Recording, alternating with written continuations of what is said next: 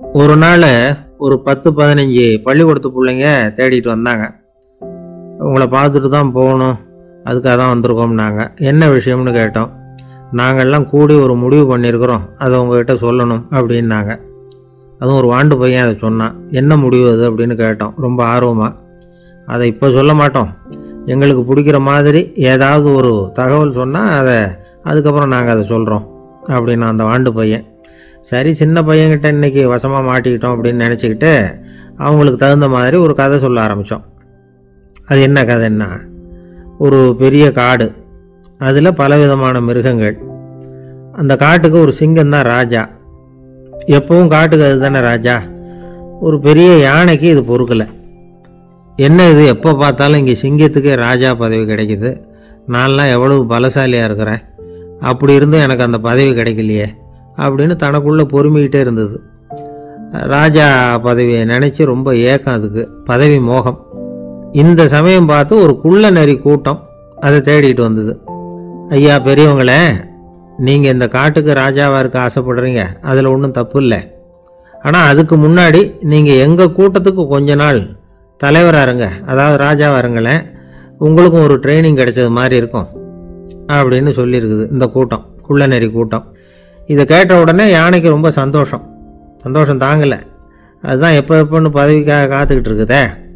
இருந்தாலும் கொஞ்சம் பிகுவோட, சரி நீங்கள்லாம் இவ்வளோ தூரம் என்னை தேடிட்டு வந்து கேட்கறதுனால மறுக்க முடியல அப்படின்னு ரொம்ப ஏதோ அவளுக்கு சிரமப்பட்டு ஒத்துக்கிறது மாதிரி ஒத்துக்கிட்டது. ஏதோ உங்கள் ஆசைக்கு கட்டுப்படுறேன், கொஞ்ச நாள் உங்கள் கூட்டத்துக்கு ராஜாவாக இருக்கிறதுக்கு சம்மதிக்கிறேன் அப்படின்னுது. உடனே அந்த யானை ராஜ நட போட ஆரம்பிச்சிட்டுது. யானை சாதாரணமாக நடந்தாவே எப்படி இருக்குங்கிறது நமக்கு தெரியும். அதுவே ராஜ நடந்தால் எப்படி இருக்கும் கற்பனை பண்ணி பாருங்கள். யானை முன்னாடி கம்பீரமாக போய்கிட்டு இருக்குது, தலைவர் இல்லையா, அதனால் குள்ள நரிகள்லாம் ரொம்ப அடக்கமாக அது பின்னாடி அணிவகுத்து போயிட்டு இருக்குது. ராஜா வாழ்க, மன்னர் வாழ்க அப்படின்னு கோஷம் வேற. யானைக்கு தலைகால் புரியல, அவ்வளவு சந்தோஷம். அந்த யானைக்கு செருக்கு, ஆணவம் எல்லாம் ஏற்பட்டு போச்சு. அதுக்கப்புறம் அது தரையை பார்க்குமா, நிமிர்ந்து நடக்க ஆரம்பிச்சுட்டுது.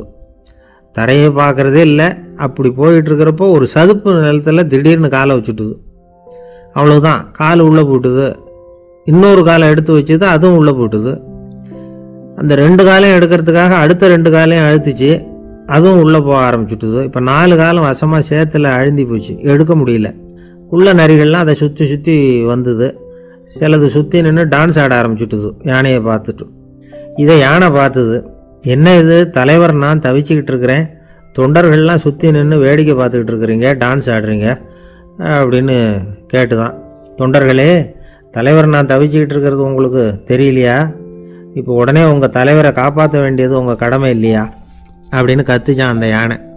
குள்ள நரிகளில் ஒன்று முன்னாடி நின்று அந்த யானையை பார்த்து தான், தலைவரே, எங்களுக்கு ரொம்ப நாளாக ஒரு ஆசை, அந்த ஆசையை நிறைவேற்றிக்கிறதுக்காகத்தான் உங்களை எங்கள் தலைவராக ஏற்றுக்கிறோம்னு சொன்னோம் அப்படின்னு தான். என்ன ஆசைன்னு கேட்டிருக்கு யானை.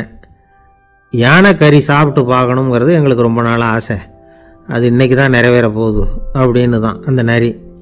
இதை கேட்ட உடனே அந்த யானை அப்படியே மூர்ச்சி ஆகிட்டு தான். நரிகள்லாம் அது மேலே ஏறி குதற ஆரம்பிச்சுட்டு தான். பதவி மேலே இருந்த பேராசை அந்த பலசாலியான யானையையே மாட்டி விட்டுட்டுது பார்த்தீங்களா அப்படின்னு சொல்லி முடித்தோம் இந்த கதையை அந்த சின்ன பிள்ளைங்க கிட்ட. சரிங்க, இப்போ நாங்கள் உங்களை தேடி வந்த விஷயம் என்னங்கிறத சொல்லவா அப்படின்னா ஒரு வாண்டு பையன். சீக்கிரம் சொல்லு தம்பி, சஸ்பென்ஸ் தாங்கலை அப்படின்னோம். அவன் மெதுவாக எங்களை பார்த்து சொல்கிறான், எங்களுக்கு கொஞ்ச நாள் நீங்கள் தலைவராக இருந்தால் தேவலை அப்படின்னா.